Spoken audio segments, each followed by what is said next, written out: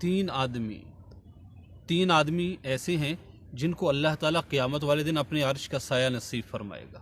سبحان اللہ، اس دن بڑا ہی خوش نصیب آدمی ہوگا جس کو اللہ کے عرش کا سایہ نصیب ہوگا، بڑا خوش قسمت ہوگا، کیونکہ اس دن کوئی سایہ نہیں ہوگا اللہ کے عرش کے سائے کے سوا۔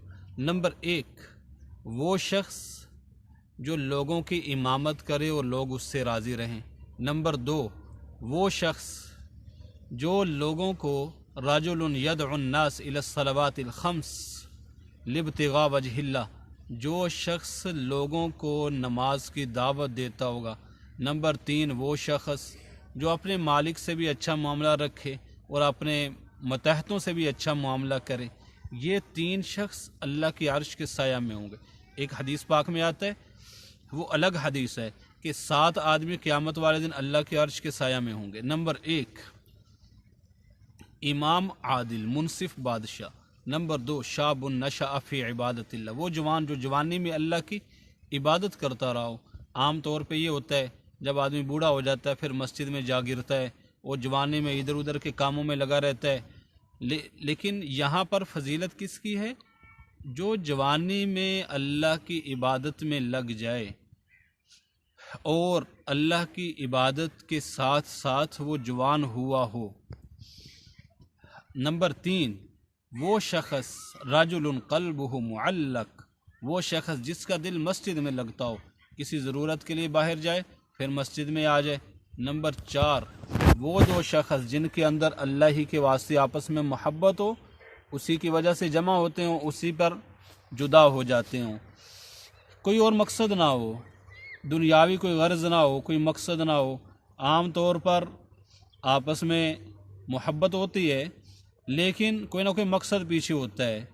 یہاں پر فضیلت اس شخص کی ہے جو صرف اور صرف کہ میرا یہ بھائی ہے، مسلمان بھائی ہے اور یہ اللہ کا بندہ ہے، میں اس سے اپنے رب کی رضا کے لیے بس محبت کرتا ہوں۔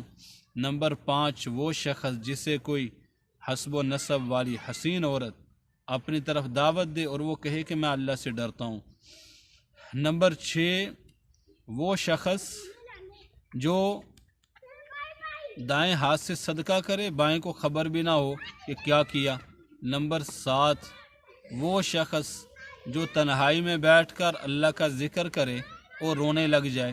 اس شخص میں 2 خوبیاں جمع ہیں، ایک تو یہ تنہائی میں علیحدگی میں بیٹھ کے اللہ کے ذکر میں لگا ہے، اور دوسرا یہ رونے لگ گیا اللہ کے خوف کی وجہ سے یا اللہ کی محبت میں۔ دونوں ہی بہت عمدہ چیزیں ہیں۔ نبی اکرم صلی اللہ علیہ وسلم نے فرمایا، جب جنت کے باغوں پر گزرا کرو تو خوب چرا کرو۔ صحابہ کرام نے عرض کیا، اللہ کے رسول جنت کے باغ کیا ہیں؟ فرمایا، حلق الذکر، ذکر کے حلقے یہ جنت کے باغ ہیں۔ حضرت داؤد علیہ السلام کی دعاؤں میں ہے، اے اللہ اگر مجھے اپنا ذکر کرنے والوں کی مجلس کو چھوڑ کر غفلت کرنے والوں کی مجلس میں جاتا دیکھ لے تو میرے پاؤں کاٹ دے۔ سبحان اللہ، حضرت داؤد علیہ السلام کو اللہ نے ایسی چیز عطا فرمائی تھی اور اللہ نے ان کے اندر ایسا کمال پیدا کر دیا تھا کہ ان کے اندر غیرت بہت زیادہ تھی، بہت زیادہ غیرت تھی۔ ایسے ہی وہ ان کے سامنے گھوڑے پیش کیے گئے بڑے عالی شان، وہ ان کو دیکھنے میں لگے تو ان کی نماز قضا ہو گئی، تو انہوں نے فرمایا واپس گھوڑوں کو لانا شروع کیا جائے۔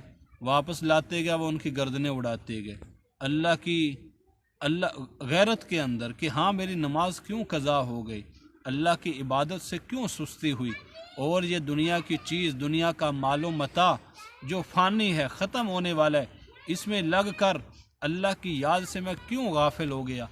بس اسی غیرت کے اندر انہوں نے سب گھوڑوں کی گردنیں اڑا دی۔ سبحان اللہ میرے بھائیوں اور دوستوں، اس لیے انسان کے اندر یہ چیز ہونی چاہیے، اذا فاتک الحیا ففعل ما شئت، جب تجھ سے حیا ختم ہو جائے پھر جو چاہے کرو۔ ہر چیز حیا ہی کراتی ہے، شرم سب سے بڑی چیز ہے، اور اگر شرم ہی نہیں تو کچھ بھی نہیں۔ ایک یہ بھی شرم ہے کہ میں نماز نہیں پڑھوں گا تو اپنے رب کو کیا منہ دکھاؤں گا، مرنے کے بعد اپنے اللہ کے سامنے کیسے پیش ہوں گا، کس منہ کے ساتھ پیش ہوں گا، اگر میں نماز ہی نہیں پڑھوں گا، اپنے رب کی عبادت ہی نہیں کروں گا۔